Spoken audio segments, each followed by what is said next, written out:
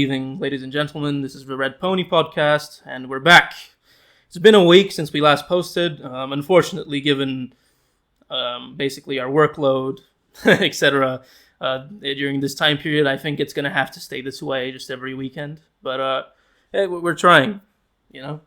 So we have a very exciting episode today because both Josh and I at one point have been big fans of Harry Potter.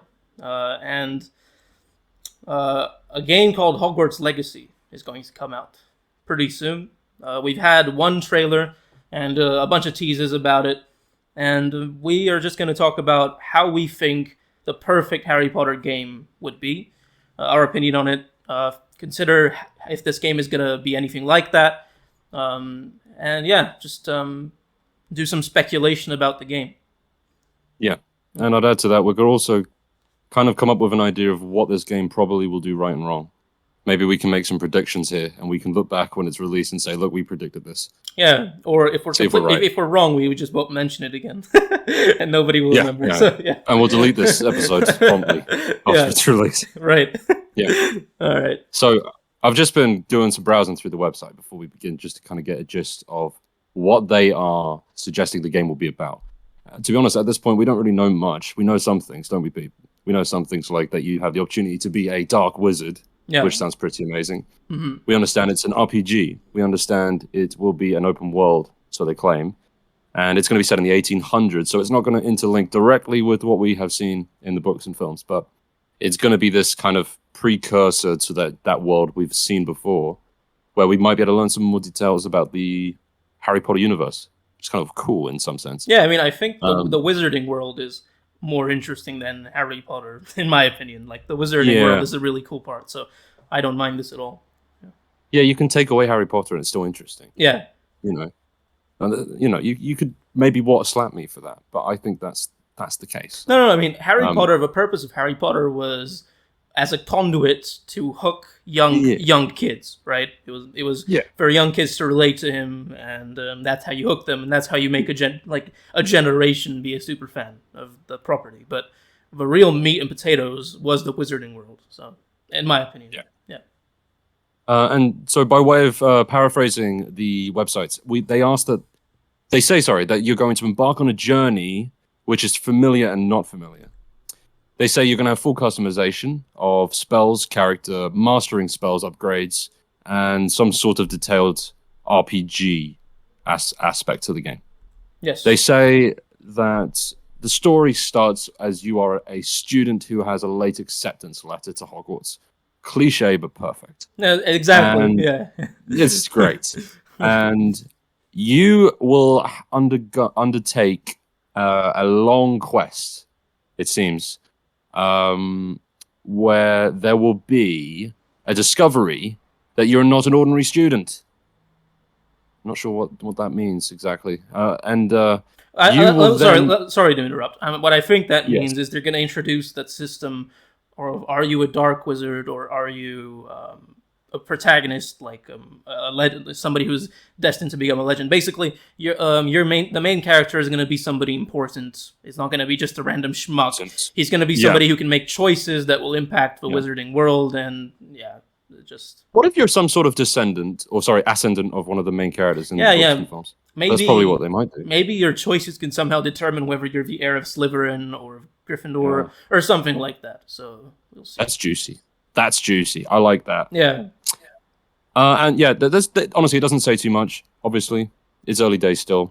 But it does say that only you can decide if you will protect this secret that you have uncovered for the good of all, or yield it to the temptation of more sinister magic. And that's the exact words. And I like that. That sounds very exciting. So, sounds interesting so far. And, I mean, I don't know where to start on this. Where do you want to start on this, man?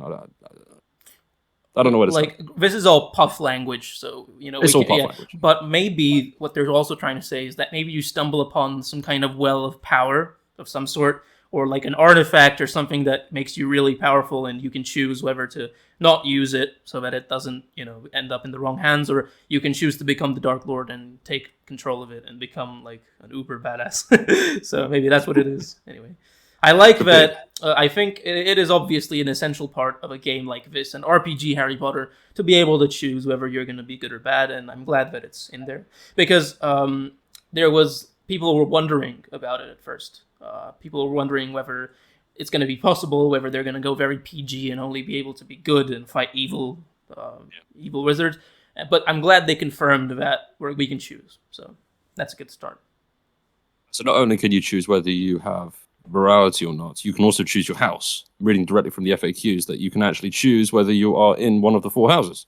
So there's all this foundation they're setting up in their Puff dialogue that you are going to have this full autonomy to choose. Yeah, it sounds like a Bethesda game. But yeah, it does sound. It sounds also like Cyberpunk. It sounds like, oh dear, promises.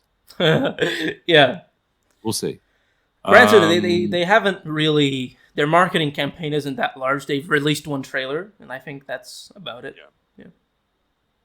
Okay, so what I think we should discuss as our first big topic is what kind of inspirations do we think the game or the developers, Avalanche Studios, are going to take when we actually get to play this game? What kind of what games will we see inside Hogwarts Legacy, so to speak?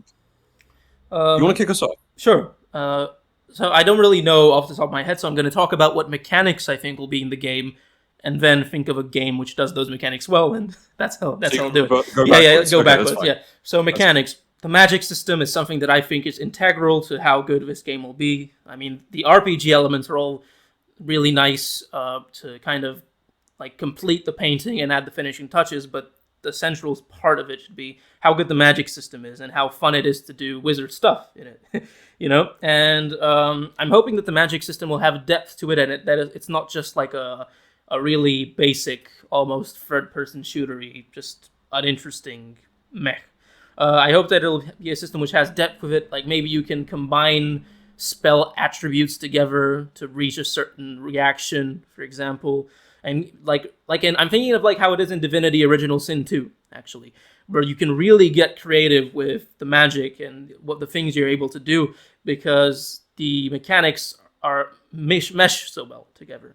It would also be cool if you could have like an element of like tactics in it. Nothing like super hardcore, but maybe there's a way to tell like your opponent, to tell his strengths or what type of magic he's learned, and then you can come up with something to counteract specifically that. So maybe that's another thing. You can learn schools of magic. You can actually choose and kind of build what kind of wizard you want to be.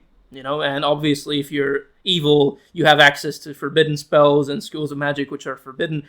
Or if you're good, you can choose other things. And it would be cool if you can actually build your character, your wizard, and what he's capable of doing in that way.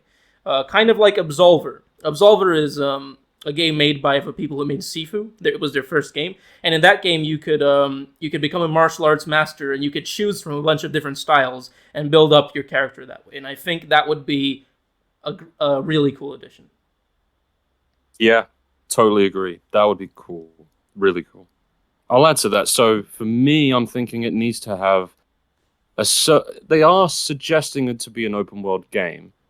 However, I'm immediately concerned at this by the simple fact that we've had so many trashy Ubisoft open world games in the last few years. So I hope instead of it being a purely open world where you can simply just do random terrible objectives, A, B, C, D everywhere. Instead, it has more of a linear approach in its open world setting. So maybe certain areas are open during certain parts of the story. Then maybe you got free to roam in certain aspects. Maybe they lock you into certain areas. Something to the extent of like Fable.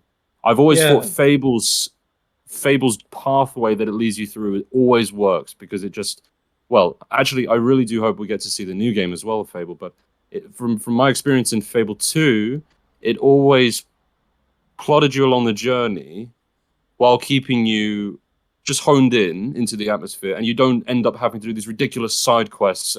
They're not really side quests; they're more just like go climb this water tower. For example. Yeah. So I think that would be great. I'm not too convinced it actually will be that way. I think they might try to adopt a new open world system. I'm actually there's actually no way we can define or be clear about that. The way I think about it is, I don't know if any of you have played the old Harry Potter games like Order of the Phoenix and Half-Blood Prince or any of those. In those games, I mean, those aren't great games, but just the way I think is a good way to do it is to actually have like just a fully explorable castle grounds, for example, and um, basically collectibles and side quests are actually about finding out about the lore and the mystery of Hogwarts.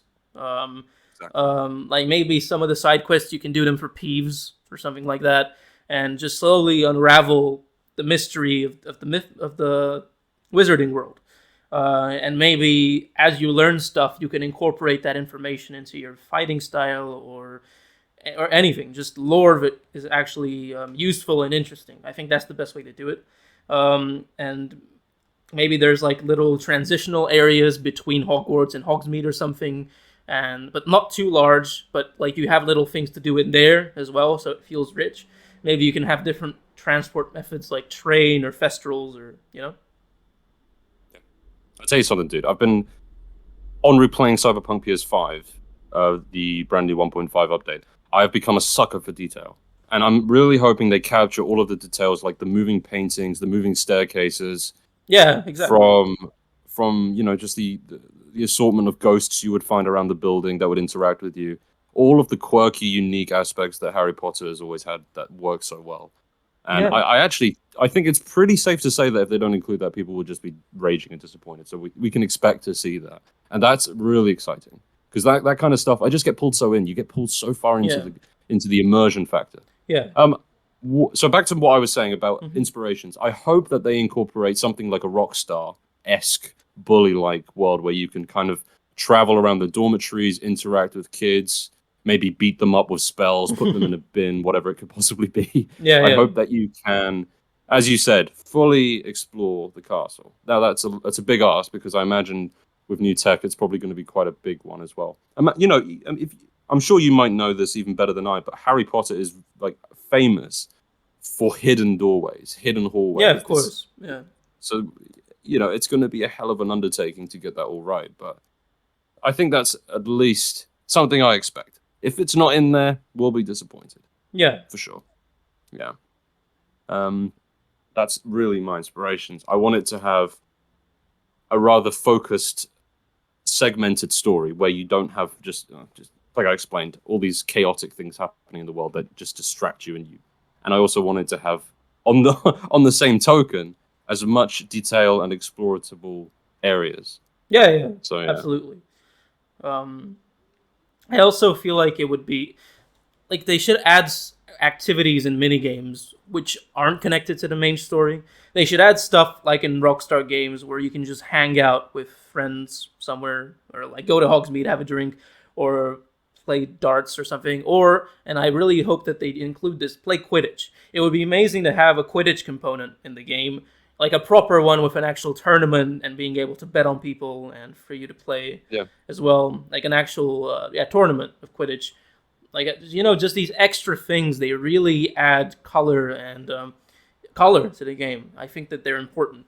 Without those, you get games which feel empty and shallow. So And also, if you don't include Quidditch, you are doing a huge disservice. You have to include Quidditch. yeah, Well, I would go a step further and say, please include some of the tournaments we've seen in the Harry Potter films, in like the fifth and sixth book, where we have Try Wizard tournament. You mean? that one. Yeah. Yeah, that would be Well, pretty cool. I don't know that I can't recall from if it was mentioned in the book or not. If it is some sort of legacy tournament that goes back, Yeah, that yeah, went yeah. back such The a long Tri time. Wizard I think tournament is old. Like it's been practiced at so Hogwarts. that Yeah, they need to include that. absolutely. They need to. But on the same token, I don't think that they should just copy and paste elements from the books to keep it almost too similar. It does need to go beyond it and provide us with new themes and new aspects of the world. Otherwise, what's the point? You know, Well, I you mean, there's so much in the books really that people don't even. you get my point though, right? Like they cannot just simply refer to what we've always known and seen before. It's kind of lazy then. That is one concern I have with this game is Well, that no, because if it sorry, but a lot of people haven't even read the books. A lot of people just know the movies. really Yeah, and the movies are like a tiny slice, of the books. So I feel like do you know that like a lot of people don't even know who Peeves is. They have no clue. And well, I'm starting to. I'm still surprised that not many people have even read the books. I thought they were the most well sold books, at least in the modern time. I mean, yeah, they're bestsellers, but Hmm. not many people read nowadays. So That's true. It's a disappointing thing. For example, in Cyberpunk, just replaying, I've been trying to read all of the attached, lore pieces you find. Really adds to it, yeah, The first few times I played it, I didn't do that. look, I thought, nah, fuck it. Cyberpunk. But I decided, Yeah, Cyberpunk has, in my opinion, some of the best writing in gaming. yeah, it's very good. It's damn good writing. It's kind of what saves the game, to be honest. I hope that the writers got a Yeah. nice bonus. They probably didn't, but yeah. No. So back to Legacy. Now, we did caution that at the start of this, we expect it to. Of course, it's coming out in 2022. That much is confirmed. So we should start to see some more teasers and trailers soon, Yeah. giving us a better slice and a better image into what the game is going to be. Yeah, and I feel like once we have that, we should do another episode to talk about. I think we should. Yeah. I think we should. And we should see if our views change as time goes on until it's released.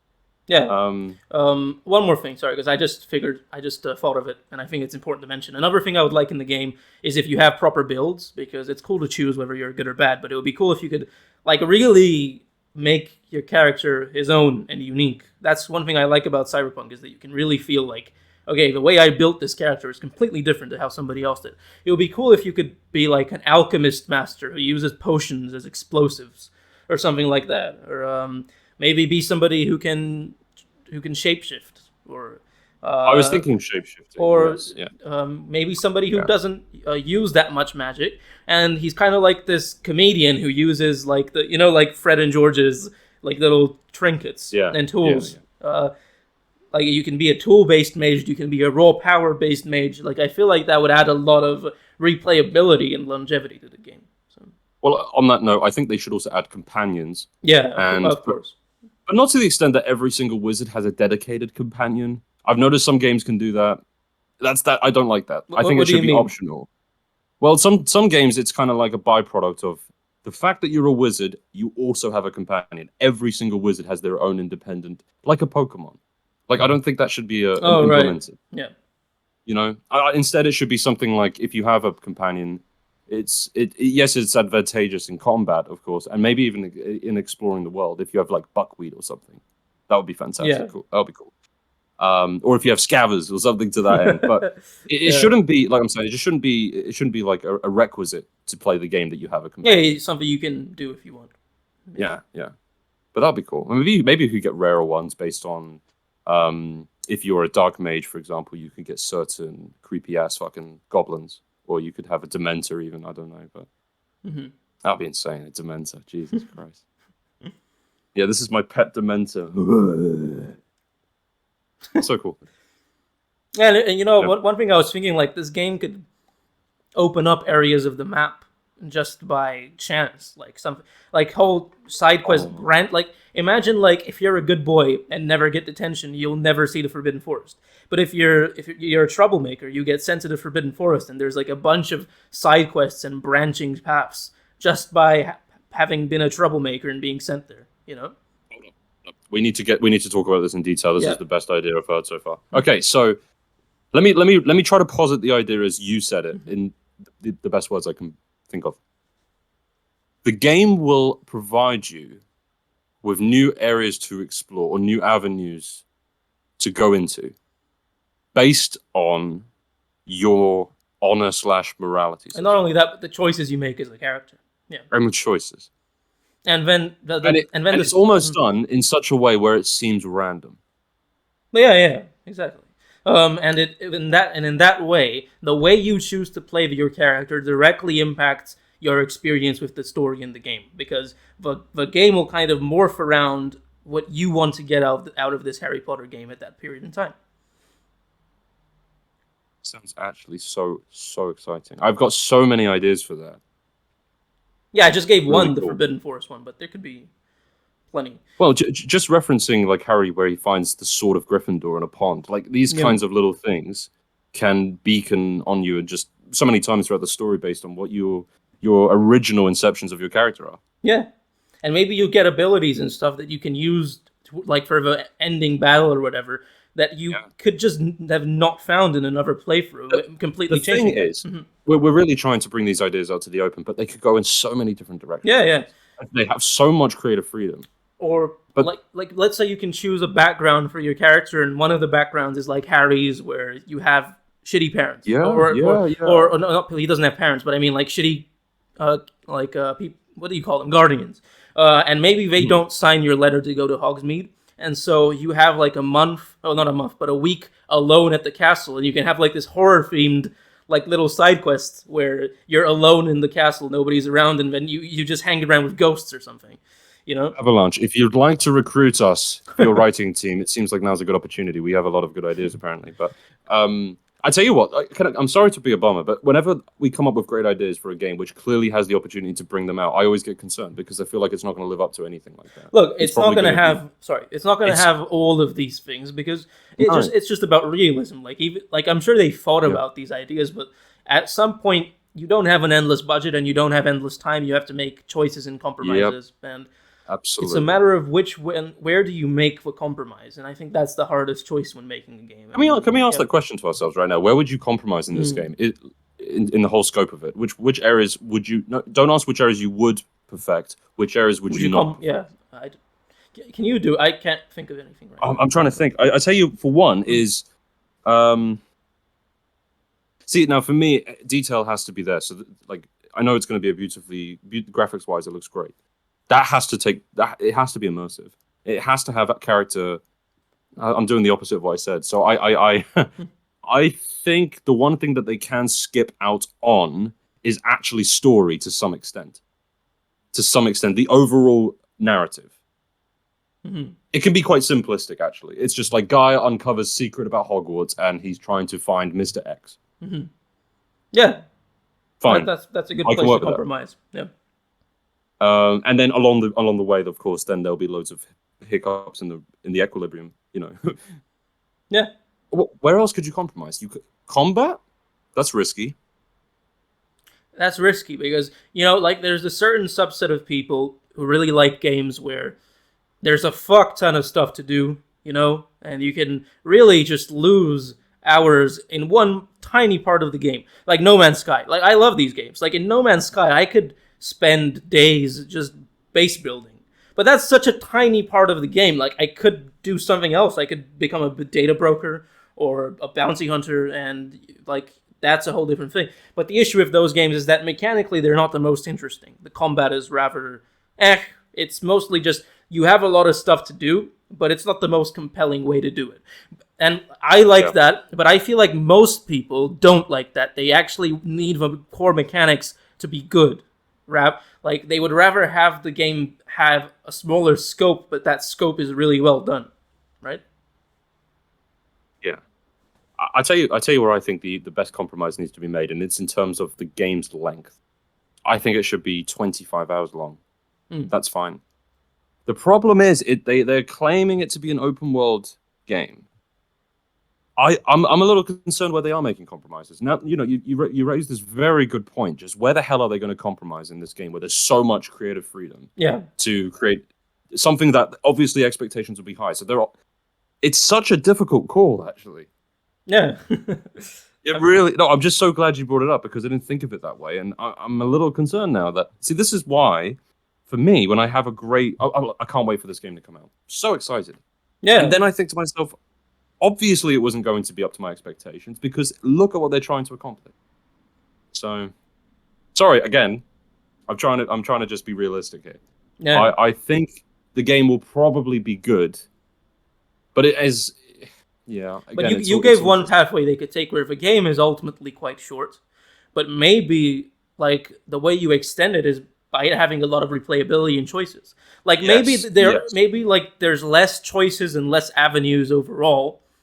But those avenues are really distinct and really good, and you can finish the game pretty quickly, but then replay it and have a completely different experience. And that's an easy way to reuse assets and, make a more concise game whilst having it still feel open. Let me ask you another question that's just popped into my head. They've said that it will be open world, enclosed the Hogwarts castle, the forest, etc. Hogsmeade, yeah. Hogsmeade. But is that really? I guess it's a two-part question. How large of a world is that? How large is this castle? Is what I'm really asking. That's the And question. two is, well, is that actually as interesting as we first thought? It's you have this huge castle to explore, but it's not like in the films, the books, where, for example, you have other places in the world to explore.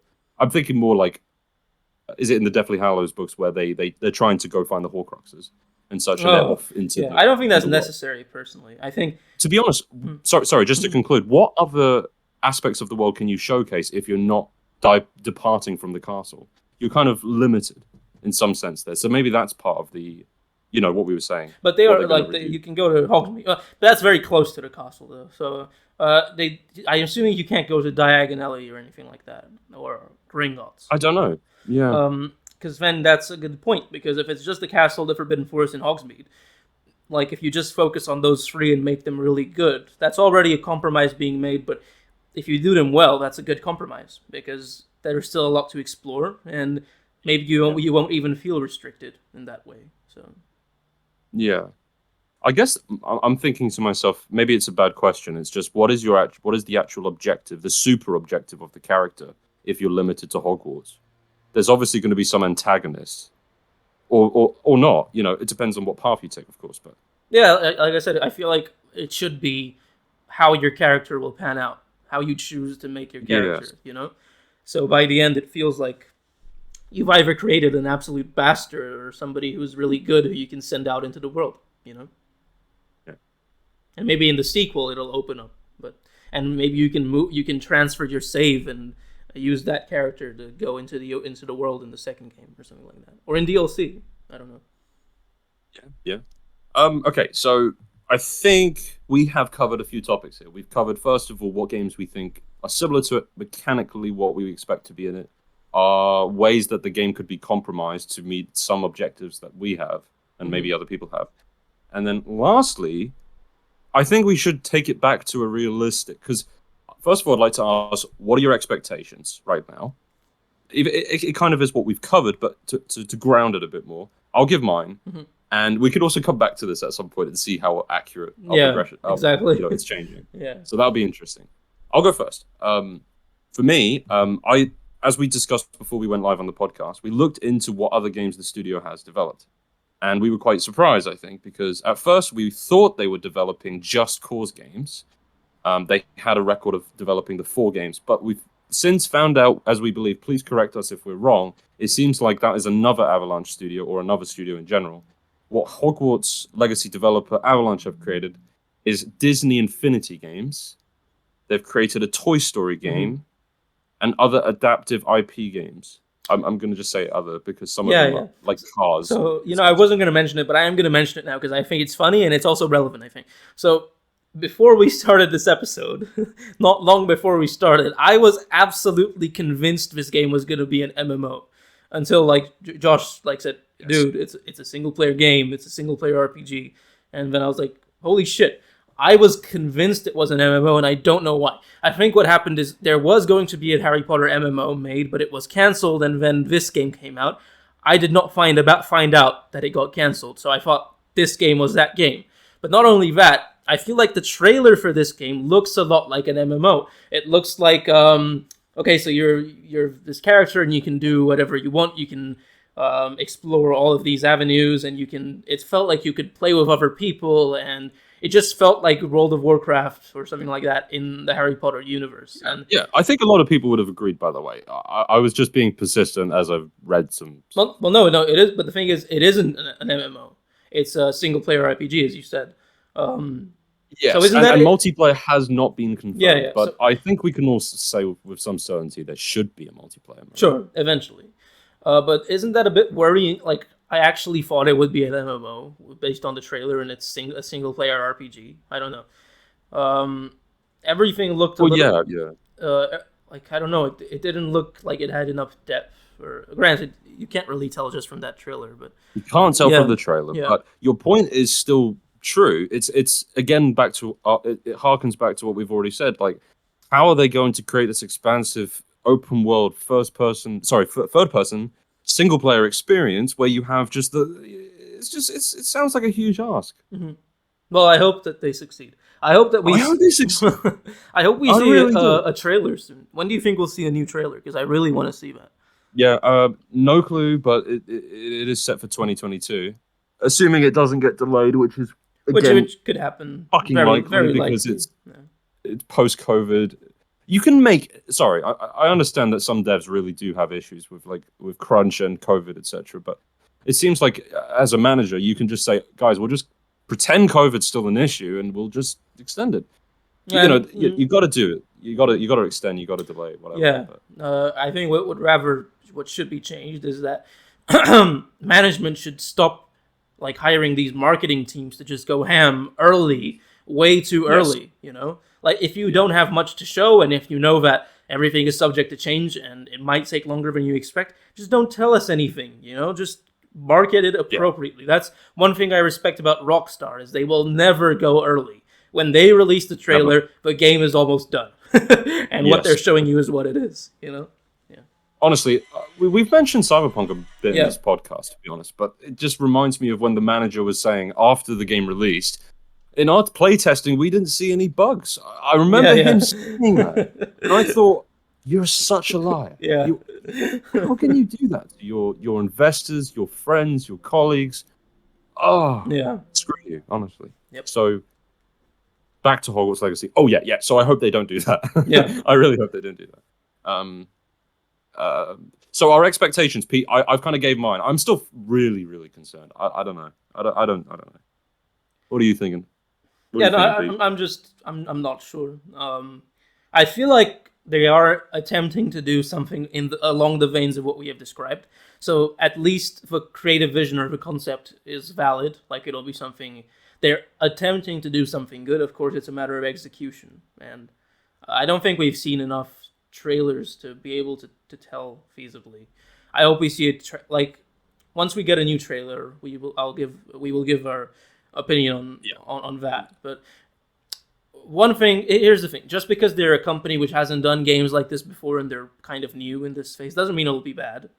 But we don't have a guarantee. We don't have a guarantee that it will be good. So keep that in mind. It's just a lot of question marks, right? Yeah. So, I mean, this is why we've called this, or this is why this is our initial thoughts. Mm-hmm. That's all this is. Just to get them out there now so we can say, haha, I told you so. Or we can say, we were wrong, but look at us now. We've changed our views. We're different people now. We've learned. We've learned the lesson. Mm-hmm. Yeah. Honestly, I think that really sums up what we wanted to talk about Hogwarts Legacy. I wouldn't be very cautious to anyone pre-ordering this game until at least another 2 or 3 trailers and details and gameplay. We need to see gameplay, for goodness sake. A gameplay trailer. Is it out? You can pre-order it already?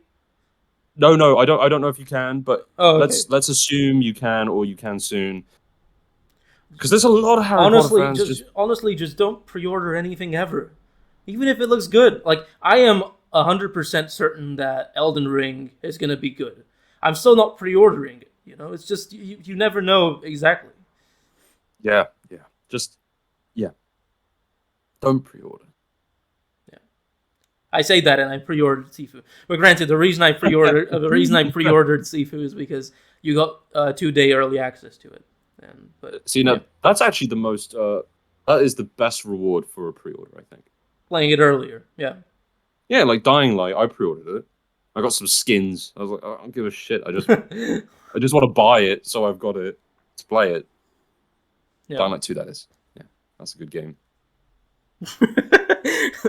But there was a very, very large difference between your facial expression and the words coming out of your mouth. I mean, funnily enough, before we went live, we were just mentioning that we have changed our views on Dying Light 2, haven't we? Yeah. Well, I don't know. I don't think we're in a complete agreement, but I think it's worse than you probably do. But, I mean, Josh was already not as sure about it last time, but last time I said that despite all its flaws, I thought it was still really good, and I even said 8 out of 10. But as I hadn't finished the game yet, I hadn't entered the third act. Once I entered the third act, everything got worse and worse, and the story got more and more laughable.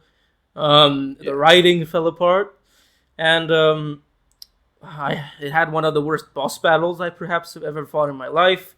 the ending was fucking ridiculous, and that really took things down for me because I really like until that point I was enjoying it a lot, but it took it down like to 6.5 or something like that from Nice. 8, 6.5 to 7. That's how bad of an impression that third act left upon me. So yeah. Damn, you actually shouldn't have played the third act. Yeah, You would have enjoyed it more. exactly. Yeah. All right, Pete. I think that sums it up from us. Yeah. So thank you ever so much for listening. That was our just general first impressions that we will review in due course about Hogwarts Legacy. Impressions, expectations in closing this podcast. Please give us a subscribe if you want to hear our next episode next week, which I believe, subject to whether we do change our minds, we will discuss time again. We're going to revisit the topic philosophically and through films and movies about time as a concept. Hopefully, unless we have some others, we'll explain it in the next episode. Okay. Red Pony out.